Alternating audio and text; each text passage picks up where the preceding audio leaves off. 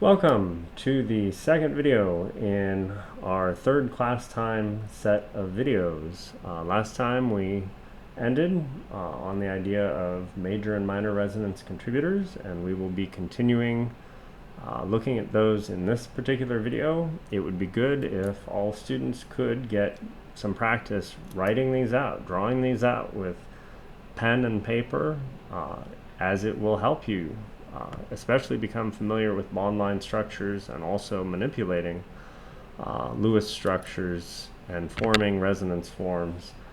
This might help when you get to exam material questions. If you have scratch paper, you can work things out on your own. Basically, when we approach forming major and minor resonance contributors, we use chemical intuition. That's ideas about the polarity of bonds, which are based on knowledge about atom electronegativity. So, for example, let's take our formaldehyde molecule, H2CO. The best Lewis structure is one where there is no charge separation and carbon and oxygen have full octets. Now I'm drawing the formaldehyde molecule in the bond line format where we have not explicitly written out the fact that that vertex is a carbon. In terms of minor contributor resonance forms, we could go ahead and think about moving one of these two bonds up onto oxygen.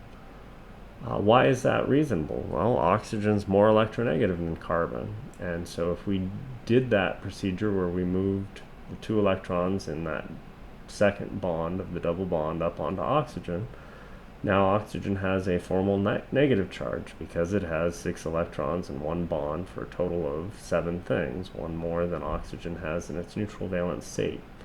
Carbon, on the other hand, has a formal positive charge because it only has 3 things, 3 bonds, and it lacks a full octet. So while this is a reasonable resonance form, it's a minor contributor. This is a poor resonance form. This type of resonance form would be formed if you took the 2 electrons in that double bond and you moved them onto carbon. Why is it poor? Well, it's poor because oxygen is more electronegative than carbon, and yet in this resonance form it's getting a formal positive charge, and the electrons are more localized on carbon. That's kind of backwards compared to what we know about the differences in electronegativity between oxygen and carbon. Hence, we expect a polar bond for our formaldehyde, or for that matter, any organic molecule containing a C double bond O, in which our carbon is more electropositive than the oxygen. So we've written our dipole arrow with a cross at the bottom close to the carbon atoms, symbolizing that that carbon has a formal positive type character, and the oxygen, it being the more electronegative atom, is in the direction where the arrow points. That is where the electrons would prefer to be in that dipole. Now I've written this molecular structure of formaldehyde out, explicitly writing the big C out. You can see that it's much easier to write a bond line form where you just abbreviate that carbon as a little point in a vertex. So moving forward,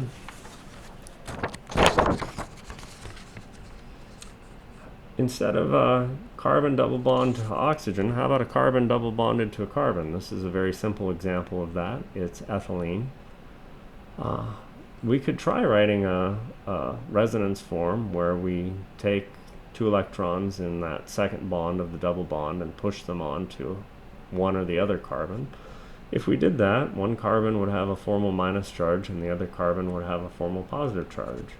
This is a valid resonance form, but it's a poor description. Why is it a poor description? Because we would not expect that carbon-carbon double bond to be polar. Carbon pulls just as hard as the other carbon, so we would not expect polarity in that type of bond. So let's consider methyl acetate as another interesting example. So in this methyl acetate, again, we have a carbon double bonded to an oxygen. We could go ahead and think about moving one of these pairs of electrons in that double bond up onto oxygen. If we did that, we'd have a formal negative on oxygen and a formal positive on the carbon. Of course, another valid resonance form might be generated by taking a lone pair of electrons on this rightmost oxygen and using it to form a second bond between the oxygen and the carbon. And now we have a formal negative on oxygen, and over on this oxygen we've got a formal positive. So which of the charge separated resonance forms is better, quote unquote? Which one is a better contributor? Well, it's actually the one where all non-hydrogen atoms possess a full octet. So it's not this one, but rather it's this one. So you're going to say, well, geez, that's kind of weird, because in this resonance form we're putting a formal positive charge on oxygen, which is more electronegative than carbon, which possesses the formal positive charge in this resonance form.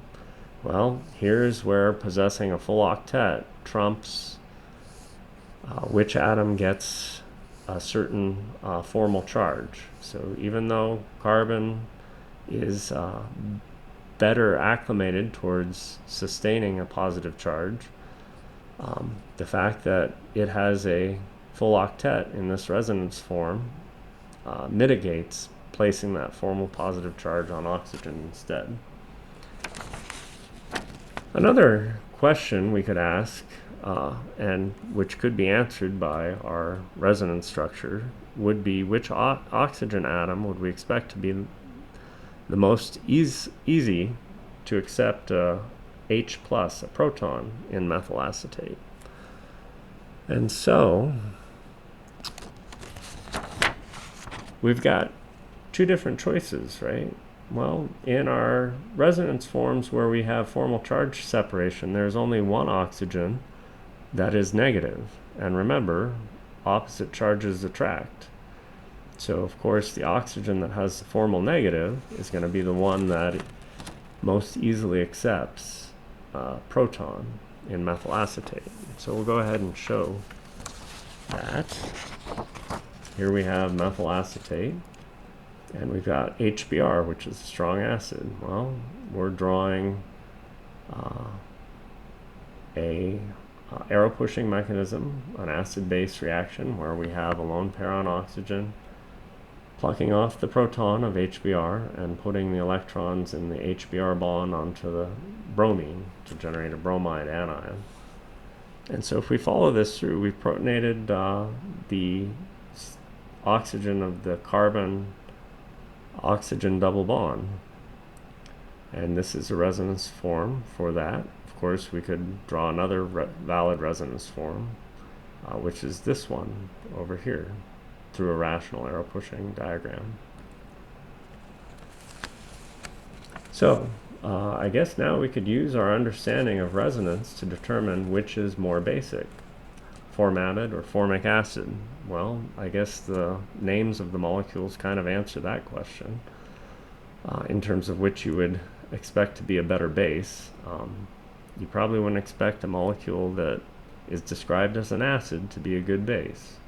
But how would we see this with resonance? Well, we know that the oxygen of the C double bond O is going to be the one that accepts the proton from a strong acid, be it HBr or maybe HCl. So we'll go ahead and draw out the result from going ahead and protonating that oxygen through a rational arrow pushing mechanism. And we see this protonated formamide molecule with a chloride anion hanging out. We could draw a resonance form, and so for one of our resonance contributors, we've got the formal positive on oxygen, and then for the other resonance form, we've got a formal positive on nitrogen. Well, we'd have to do the same sort of comparison for formic acid, and so why don't we do that?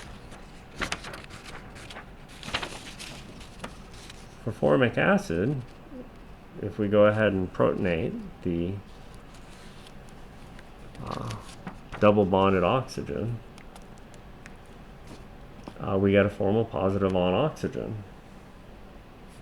But if we draw the resonance form, another resonance contributor, we see that we have another formal positive on oxygen. So when we compare these protonated forms of the molecule, formaldehyde and formic acid, in this one we have two formal positives on oxygen, whereas in this one we have a formal positive on oxygen and a formal positive on nitrogen.